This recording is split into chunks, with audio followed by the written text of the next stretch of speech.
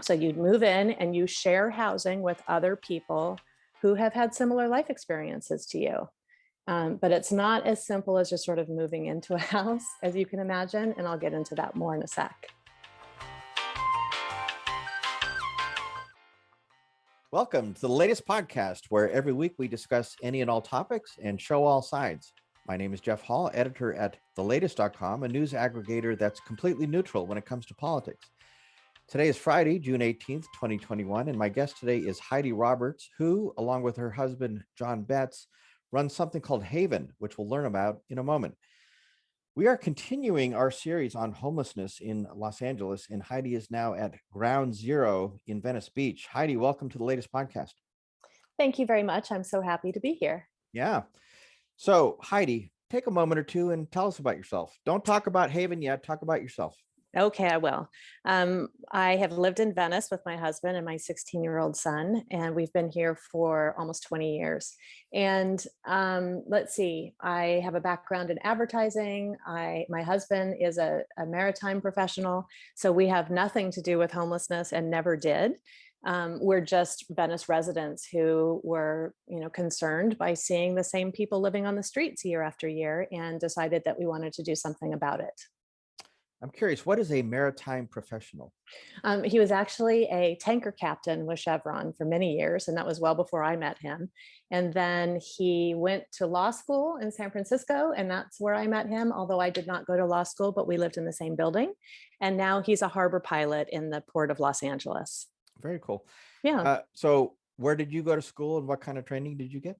I went to college in Boston at Boston University and, majored in communications, and then ended up working in San Francisco and Los Angeles actually early on. But I spent most of my formative years in advertising in San Francisco. And I worked on like Got Milk campaign and Foster Farms and Apple and Microsoft and Taco Bell and, a lot of big brands over the years. And then, now that I'm in my mid 50s, I am no longer working full time in advertising, but I still do work with some select clients. So I keep my advertising, my strategic planning business alive, and I keep my mind engaged, but I have turned those skills toward homelessness in recent years. Okay, so before we start talking about homelessness, here's your trivia quiz for the morning. Who is the most famous graduate ever of BU? Oh, okay. So there's a couple. Martin Luther King Jr. got his master's degree there, but I was also going to say Howard Stern and AOC. Really? Okay. Yeah. So those are the three I'm super proud of. So you're in great company here. Yeah. Okay. Mm-hmm. All right. So now let's talk about Haven. And the first thing I want to ask you is, how do you spell Haven and why do you spell it the way you do? We spell it Haaven, and I know that's a mouthful, but when my husband, John, was putting together the original business documents, he gave me about 10 minutes to come up with the name. And so I said, let's call it Haven because it's a safe haven, which is a port in the storm. So that related to his maritime career. And then also it's a haven for people who don't have a home.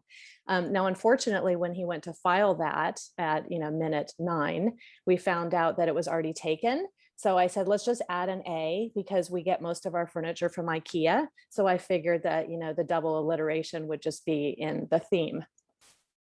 Okay, so the URL or domain name for your website is? Haaven.org. Okay, good. Okay, So now tell us, what is Haven? So Haven is a really sort of simple concept. Years ago, we were very frustrated with homelessness in Los Angeles and in Venice in particular. And we would constantly ask the question, why are there so many people on the streets? And the answer was always because there is no housing. And so we set out to create housing, and we were inspired by some different organizations, one being Share Collaborative Housing in Culver City. And, so we had some experience with, being landlord to some small investment properties. So we sort of understood how multi-unit properties worked. And we had the wherewithal to be able to buy some buildings. So we literally just started buying multi-unit buildings, brand newly constructed buildings in Los Angeles. We started furnishing them, and the furnishing was donated to us by neighbors and friends. In fact, our garage was the place where we stored all that furnishing.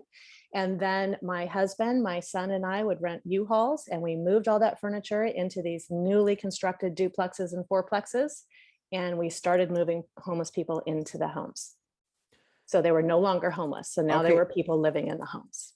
So why would you start with homeless people as your clientele? Why not rent to regular working people with good incomes and all that?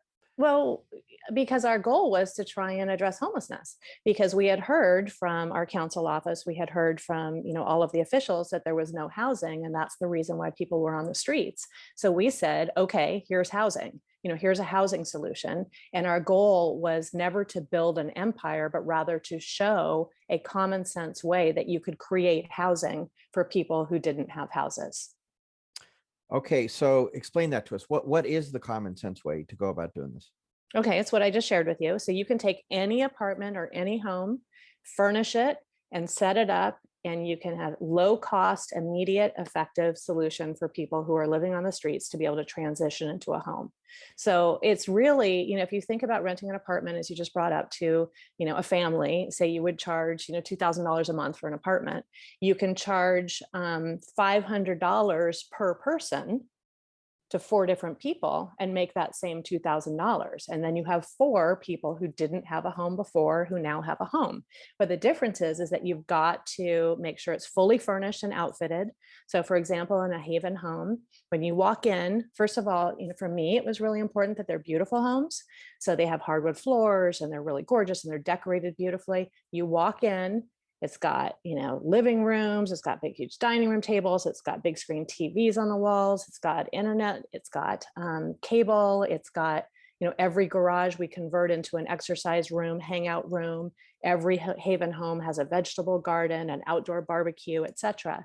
So the goal is that you walk in as a person who didn't used to have a home into your new home, and your life has shifted. So now you're paying, $500 a month, $600 a month, and you're paying that rent either through your, Social Security income, your disability income, or a program, like a PATH or a St. Joseph's or rapid rehousing. There are all sorts of different government programs that can cover that rent for you. And it's all in. There's no deposit, there's no background checks, there's no anything. So you'd move in and you share housing with other people who have had similar life experiences to you. But it's not as simple as just sort of moving into a house, as you can imagine. And I'll get into that more in a sec. Okay, now you say you do no screening, and yet, we all know from just looking at homeless people in some of the encampments that there's a lot of mental health issues. There are some Mhm. people who are on drugs and alcohol. I mean, do you take just anybody? You know what? For the most part, we do, and we have people in the industry. They call it dual diagnoses. So if you've got if you're diagnosed with a mental health ailment and then also addiction, the people that we house are troubled and as troubled as they come, and there are other people who just need a little hand up. Now, our secret sauce, and this is what I was alluding to a second ago, is it's not just about housing. So Haven's secret sauce is something called peer advocacy. And in addition to providing the homes, we also employ peer advocates. And what peer advocates are is they are trained in mental health, procedures and peer advocacy or peer bridging. They're trained by NAMI, the National Institute of Mental Health. They're also trained by Department of Mental Health, et cetera. And they have lived experience. So they are recovered from being homelessness, addicts, incarcerated, all sorts of things. So they really relate to the people who've moved in. And they also are trained in how to access the resources from government. And they're also trained, frankly, in sort of coaching, personal coaching, and how to work with, through anger, how to work through addiction and stuff like that. So that's the secret sauce at Haven. We have one peer advocate per every 20 residents. And that person partners with all of the residents, meets with them regularly, helps connect them to resources, teaches them the social and emotional skills that are required to be living in a community, to be housed, etc. So truly the secret sauce with shared housing is the peer advocates approach to helping sort of rebuild confidence and rebuild the ability to socialize. when you're off the streets, because when you're living on the streets, and we've now housed 170 people, created, we've helped 170 people get off the streets, and we have an 80% success rate. So after 3 years, 80% of all of our residents are still housed and they're still thriving, which is really high, by the way. That's way higher than most supportive housing is. And the reason is because people are moving from one tribe on the streets into a healthier tribe living in a Haven home. So their peer group now, rather than being people who are in survival mode in encampments on the streets, are now people who are in recovery mode, living inside of a very safe and comfortable home where they're not afraid, they get a good night's sleep, they're clean, and they have a community. And I'll talk about the value of community more in a sec. Yeah, I was just going to ask, when you throw four people together who don't know each other and who might have very different experiences, how does that work out? I'm not going to say that it's all perfect all the time. And in fact, it's pretty tough in the beginning. Like when we first form a house, when we first started this, we moved like 28 people in on one day, April 18th, 2018. We moved 28 people into 4 different units. And, those are big units, 5-bedroom, 4-bath units. And it was crazy after the first month or two, because when you move all new people in together so quickly, there's a lot of conflict. And naturally, people are trying to figure out who's on first, who's on top, who's the leader, who's going to be the victim. I mean, there's just the same thing that you see in family homes. So we've learned from that. And now when we open a new home, we actually just fill it to half capacity and let it percolate for a while. So, our peer advocate, our director of peer advocacy, Rachel Estrada, who, call out to Rachel, because not only is she our secret sauce, but she's the third partner. John, Rachel, and I are really the ones who have built Haven. Rachel will work a new home like crazy and meet with that half-filled new home and start to build a culture of recovery and start, coaching people on how to be respectful to one another. And it's really important that no one person is in charge, but rather it's a collaboration of roommates.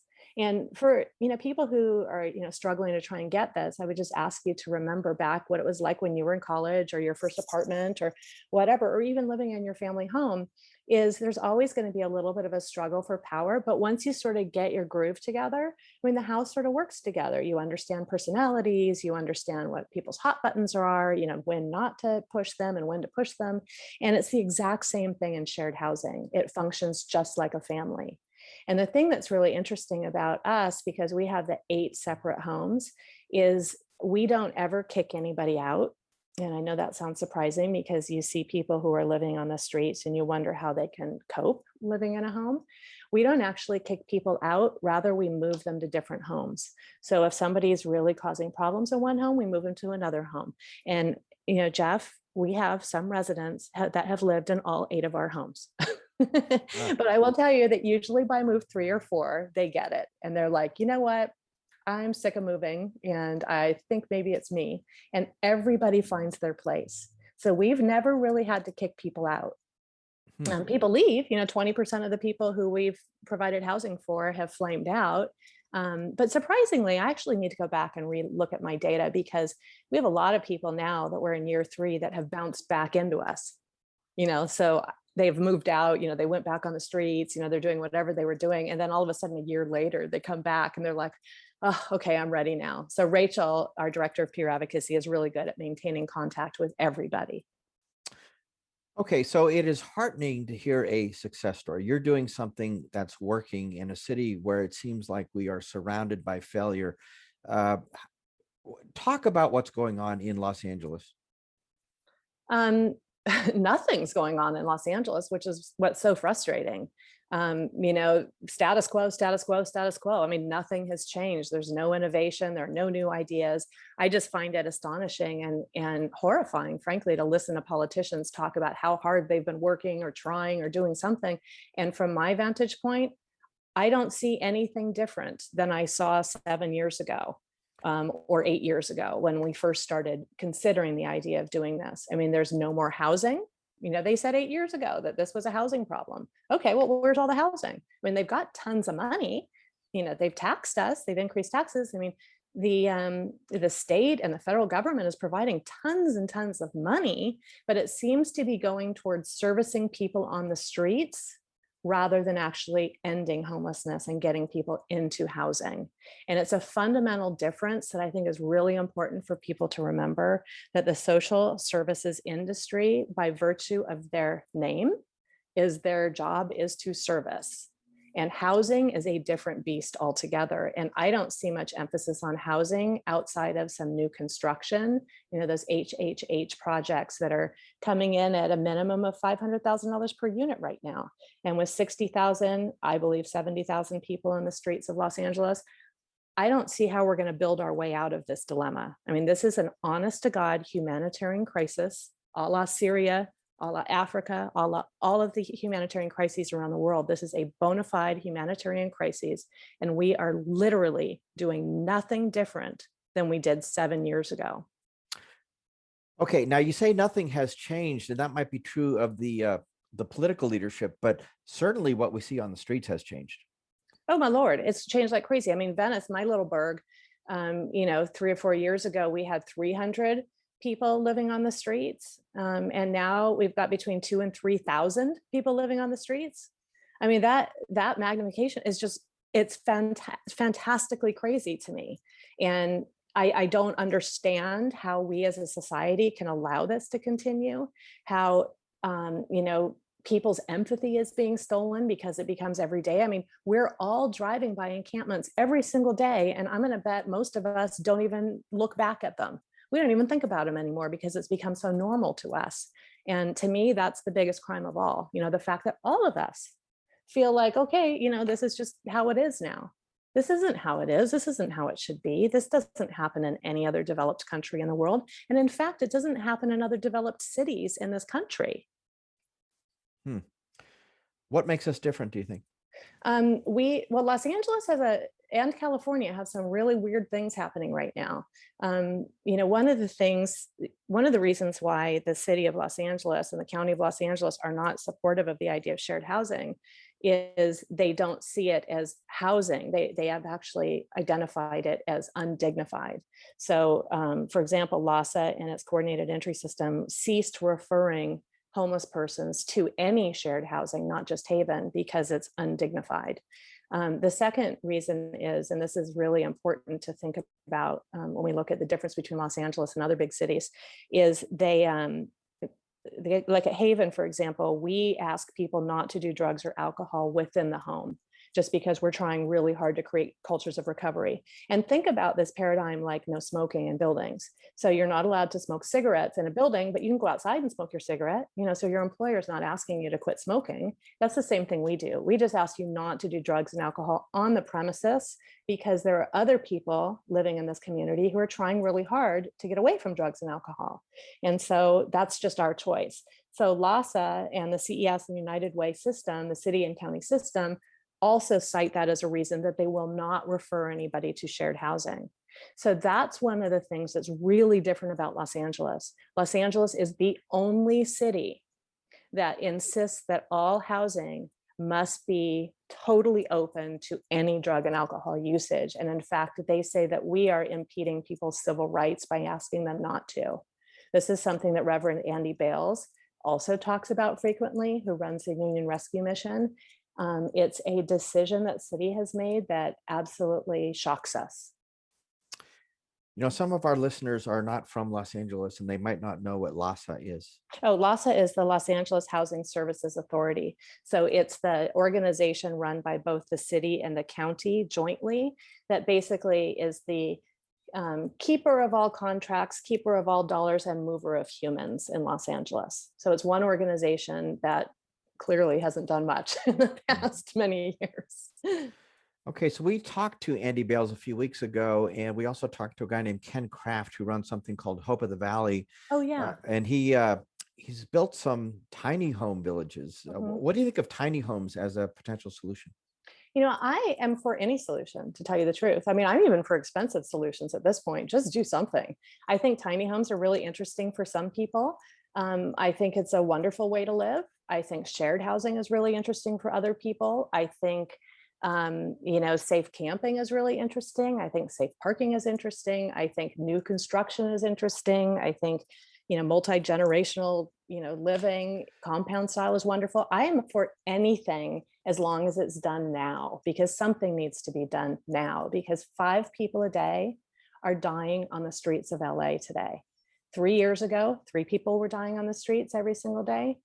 2 years ago, 4 people were dying on the streets every day. Today, it's 5 people. So it doesn't take a rocket scientist to figure out what's coming up next. Okay, so we do have a mathematical problem, it seems to me. I mean, just the numbers are staggering. You can just see it with your own eyeballs as you drive around Los Angeles. How do we keep up with the volume here? You just need to do it. I mean, had we started taking action years ago, we would have kept up with the volume, but we haven't. We didn't do anything. I mean, this goes back to the first thing that I shared with you, I think, or one of the early things I shared in this conversation, is that my greatest frustration is that nothing is happening. I mean, it literally is stagnant. And you're bringing up the mathematical equation and the dilemma. And it was funny because I was thinking about the physics dilemma this morning. Because what is it? The first law of inertia is that an object in motion stays at rest until you push it, and then it stays moving. Right now, we have an inertia problem because nobody is doing anything. So you have 60,000 plus people sitting there, living, rotting, festering on the streets right now. Nobody is moving them. They're not moving anywhere. So it just continues with this in the state of inertia.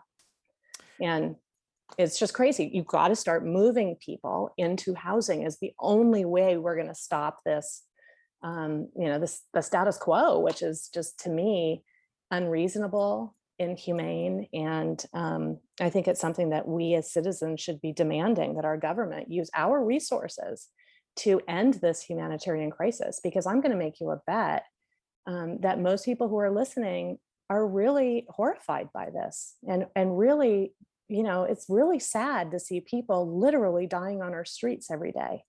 Yeah.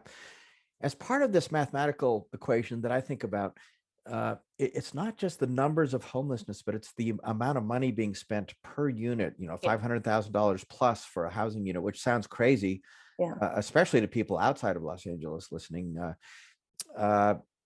We're going to run out of money before we even barely scratch the surface of the totality of this problem. And I think if the politicians go back to the voters and say, hey, we need to tax ourselves again because we didn't make much progress, I have a feeling they're going to have a revolution on their hands. Yeah, I think they have a revolution on their hands right now anyway.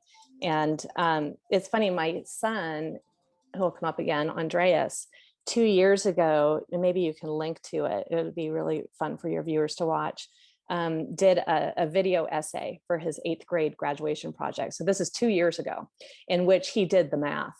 And he did this little expose video saying, the city wants to, spend $500,000. And he put the evidence of what they're spending and everything. And he showed, and I can't remember the exact number, but it was something like $18 billion short. Yeah. Because it's just not going to happen. I mean, the fact that, an eighth grader figured this out 2 years ago, and we're still in the same dilemma, is another thing that is just sort of a head whacker. Yeah. All right. So now we have this new proposal to park homeless people in parking lots near the beach or also in public parks. What do you think about that? It's tough for me because I have a hard time speaking out on housing of any kind. I think that the tiny homes, I think that the safe camping, I think they're all really good ideas. I think that the places where they're putting them are really poor choices. And the biggest issue is I don't trust our current government to uphold the promises that they're making to the communities about how they'll be kept. So for example, the infamous bridge housing here in Venice. It was, many millions of dollars to put up a sprung tent shelter that houses 154 people.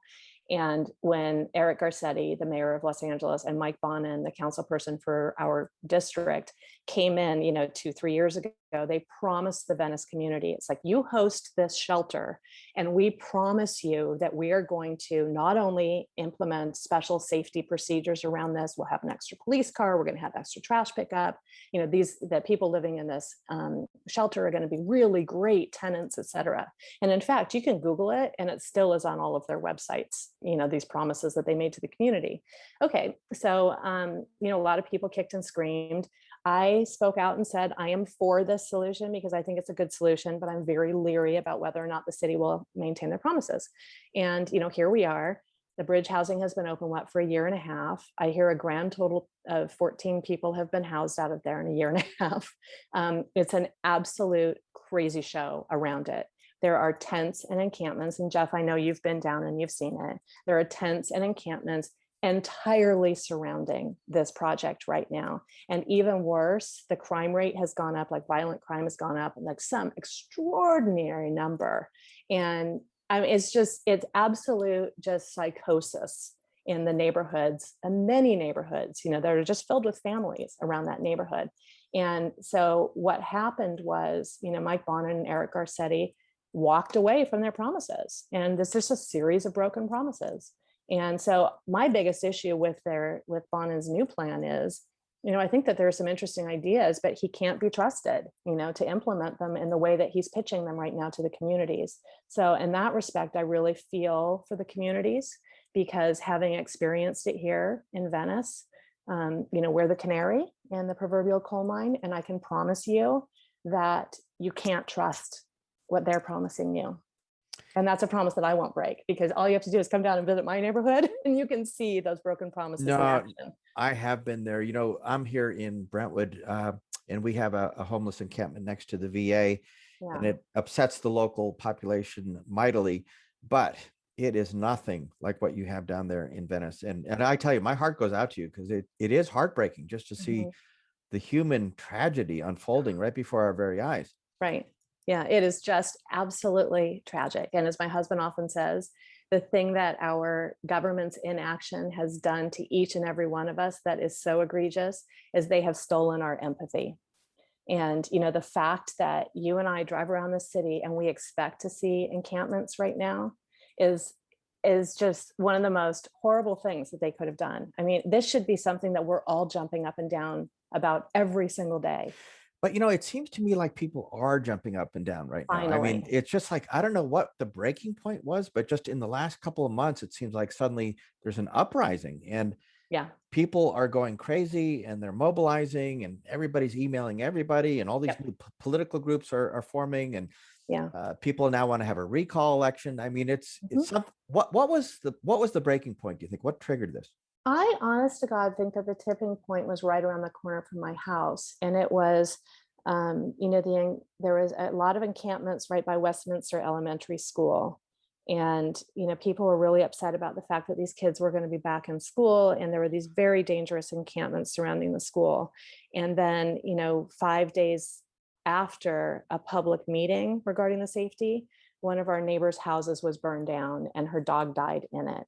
And while Mike Bonin will tell you it wasn't homeless people, I mean, the people who live there and on the street actually heard it, people starting the fire, and, saw them run away, pack up their tent and jump into a van and drive away. So I think that was the tipping point personally, because I think that the human story, or the doggy story, actually, the human story was just so tragic.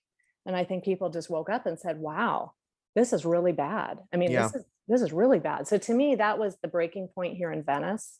But, ironically, we've had, 3 or 4 little old men, or we've had 3 little old men die in our community in the past 6 months because they've been attacked by people who are living on the streets. And, I don't mean to sound like, you have to be afraid of every single homeless person. You don't, but you do need to be afraid of some of them, because they do have mental health problems and they do have addiction issues. Not all of them, but some do.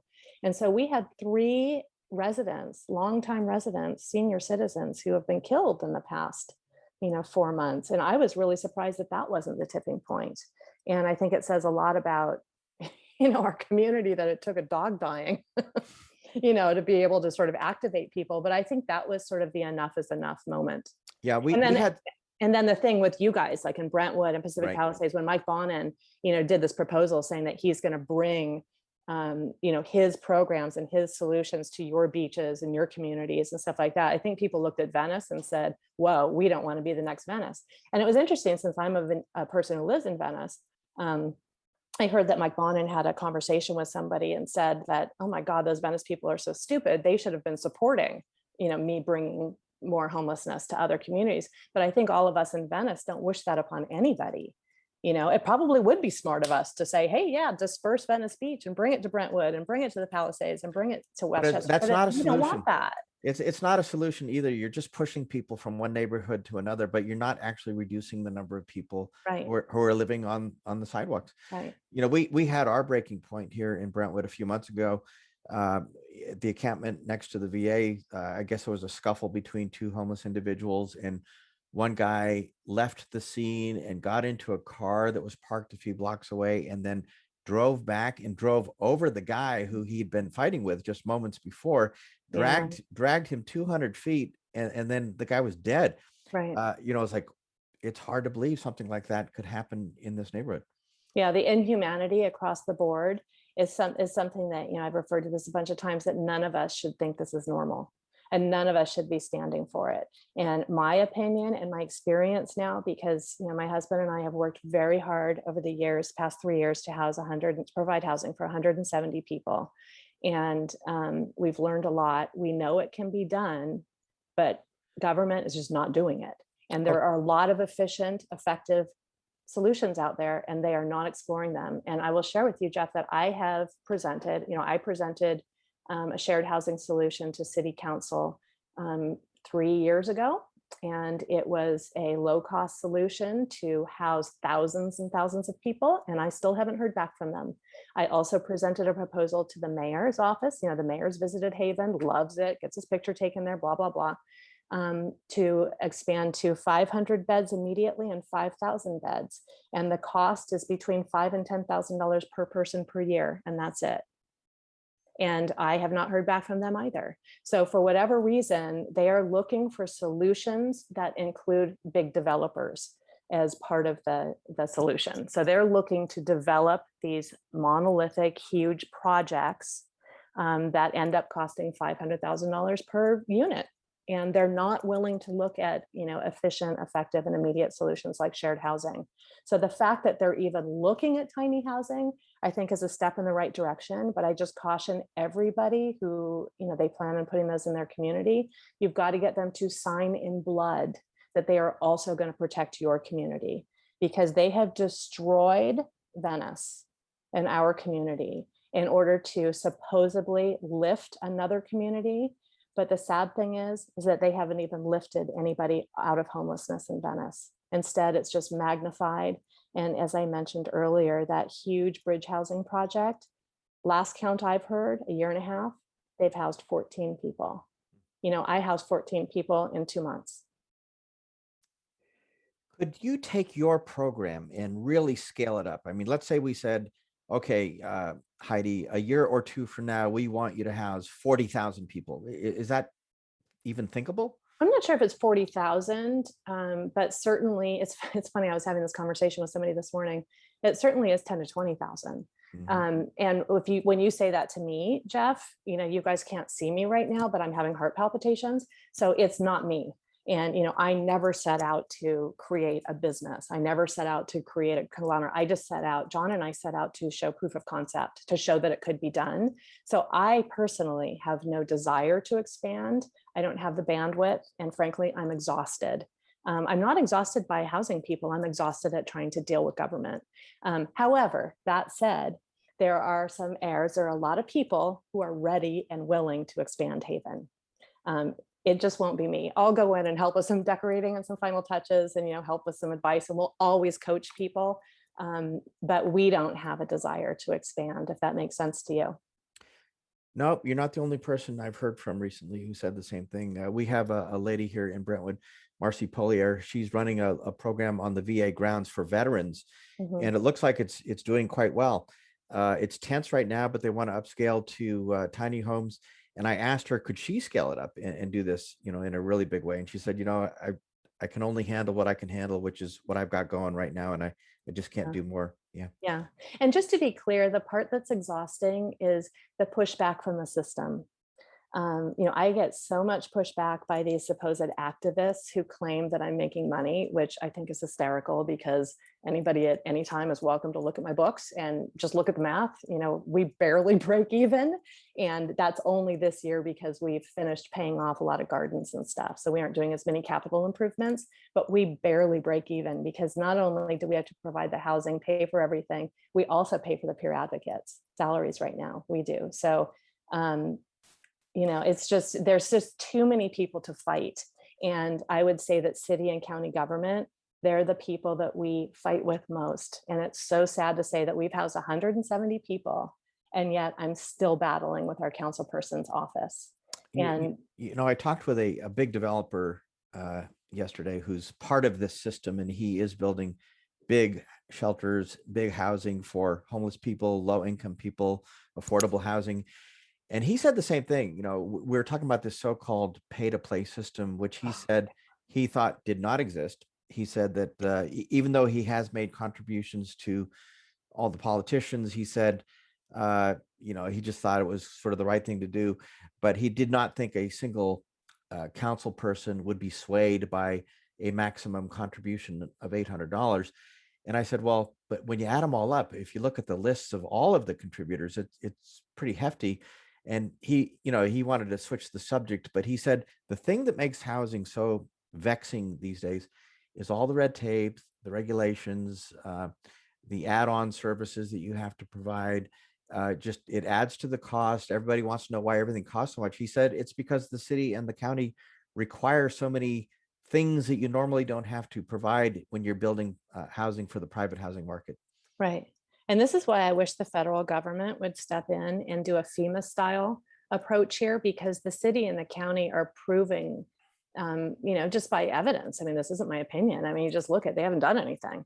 Yeah. And it's been years and years and years. And you listen in on a city council meeting and it's like the battle of the blowhards. It's just talk, talk, talk, talk, talk, and nothing gets done. At some point, this needs to be like a FEMA style triage situation here. And that's what the sheriff's office is trying to do down in Venice right now. And, I know some people are happy the sheriffs are here. Some people are not happy. I am not going to weigh in on their politics and how they run their organization, because frankly, I don't know enough about it. But I was down there with them yesterday. And I'll tell you, they have an amazing peer-to-peer approach. I watched them house 8 people, get 8 people off the boardwalk yesterday. So I know that, some of the city bureaucrats were upset that the sheriff was down there. But I'm telling you, I watched people drive away, and one guy gave me a thumbs up and said, you know what, today's my lucky day, as he went to shelter, not even to housing. Yeah. And to me, that's really great. Oh, there's one other thing I wanted to share with you guys, because or with you, Jeff, because I've been thinking about this for way too many years, is California is a right, and Los Angeles is, they're really pushing for it to be a right to housing state and city, which is different than a right to shelter city and state. So when, I used to hear that, right to housing, and I was like, yeah, that sounds really good. And I'm with that. But my assumption as just a normal citizen was that, housing has a broad definition, and it can be shelter, it can be shared housing, it can be, all sorts of different things, tiny houses, etc. But according to the city of Los Angeles and LASA and, the county, is housing. And it requires, in order for it to be counted as housing, it has to have a standard California Association of Realtors lease attached to it. So when they say right to housing, they really mean a house, not safe shelter. So when they're arguing for a right to housing, and most of us are nodding our heads saying, yeah, that sounds like the right thing to do, they honest to God mean $60,000 to $70,000, $500,000 houses that they're going to build. So that's another reason why they don't consider shared housing, because we don't use a standard lease contract, because you can't lease one house to 6 people, obviously. We do a rental agreement instead. And so to them, it's not housing. Now you would talk to our residents, and I have a lot of residents who have lived there for 3 years now. They're never leaving. This is their home. This is their family. And, the one thing that, you have 60, 70,000 people living on the streets. And while they each have their own reason for being there, every single one of them has one thing in common. And that one thing is they lack the support that they need to get through the trauma that made them homeless in the first place. And that's the beauty of shared housing, because it provides the support in a familial setting, with peers who understand you, who do not judge you. If you say, I'm bipolar, then your roommate's going to say, I'm schizophrenic. There's no judgment. I'm a crack addict. The other person's going to say, wow, I'm a meth addict. I'm working through it. So you're living among a group of peers, and you now have the support that you need from people who understand what it was like to be sexually trafficked or incarcerated or other horrible things, traumas that makes people homeless. And the beauty of shared housing is it allows people that fundamental support to start working through the traumas, to recover. And you move somebody into a $500,000 apartment by themselves and allow them to continue using drugs or do whatever, that does nothing to help them work through the trauma that made them homeless in the first place. All it does is put a roof over their heads. And that's not a complete picture of the tragedy that we're dealing with here. Mm. All right, you're starting to depress me. Can you offer a glimpse of hope here? Tell us something to give us some hope. Okay, well, go to the website, www.haven.org, and look at the pictures. And you're going to see a whole bunch of really happy people. We have people that were held on 5150s, people who had tried to commit suicide, and the next place they lived was Haven. And guess what? 3 years later, they're fine. They're happy. They celebrate Christmas together or Hanukkah. And, we do Easter egg hunts, and they have gardens, and they're happy and thriving. And it is possible. And I will tell you that, I lead a very, very privileged life, and I'm lucky to be able to afford to do this. But the moments that I will cherish most in my life are, with my husband, son, and family, and with the residents at Haven. I love them to pieces. I'm proud of them. You listen to their stories, that's real life. And I see how they've blossomed and grown and how they're thriving. And it just makes my life. This is the story of my life. I love them to pieces. And I'm so proud of the humans they've become. I know I sound like a mom, and, while some of our residents are 76, 77, 78 years old, I think, I sort of am maternal with them. I just, I feel so great about how they've managed to transform their lives. And it wasn't just a house, but it was also the secret sauce of having peer support and having people who they live with, who understand, don't judge them. These are true peer relationships. And it's almost like a 24/7 AA meeting, if you will. No judgment, just help, love, and support. You mentioned maternal a moment ago. As you were speaking, I was thinking, you remind me of Mother Teresa. Oh God, please no. Not even a patch, man. And the other thing is that I think it's really important that John and I, for us to confess, because John and I did not get into this, as with angelic, intentions. We got into this because we wanted to show proof of concept. I mean, as I mentioned, I was a strategic planner in advertising. So I looked at this problem. I looked at the homelessness problem. And when they said there's no housing, I said, okay, well, we're going to solve that problem. We're going to figure out how to create housing. I did not know until we housed our first, 28 people that I was actually going to love them also. I didn't go into it with that intention. And we didn't go into it to help people. We went into it to create systemic change. And actually, that's where the majority of my effort still stands, as I'm still very committed to creating systemic change. And if that means throwing rocks at government, that's fine. If that means creating an example, that's fine. If that means aligning with them once they start making smart choices, that's also fine. And in fact, preferable. But so far, nobody's making any smart choices. They're simply doing the same thing that they were doing 10 years ago. Didn't work then, doesn't work now. Okay, we are out of time. I'm going to ask one more question. If I could hand you the magic wand and you could do anything you wanted to try to change the system, what would you do? I would get career bureaucrats out of office and bring in people who actually wanted to create change, because I think so many politicians are trying to appease people and build their own reputations. So they're very busy working toward their next job and trying to figure out how to avoid heat. And to avoid heat, you have to not create waves and do very little. So I wish we had change makers. I wish we had Elon Musks that were running the city that are not afraid of ruffling some feathers and actually creating change and helping people move from the horror of the streets into the safety of a home, no matter what style home that is. All right. Best of luck to Heidi Roberts and John Betts and all of the residents of Venice. And that's the latest. Go to thelatestpodcast.com and you can subscribe to our weekly show and share it on social media. From politics to entertainment to homelessness, anything can be the latest. Got something you'd like to talk about? If so, please send an email to podcast@thelatest.com. The Latest Podcast is produced by thelatest.com, where we cover all topics and show all sides, all in one place.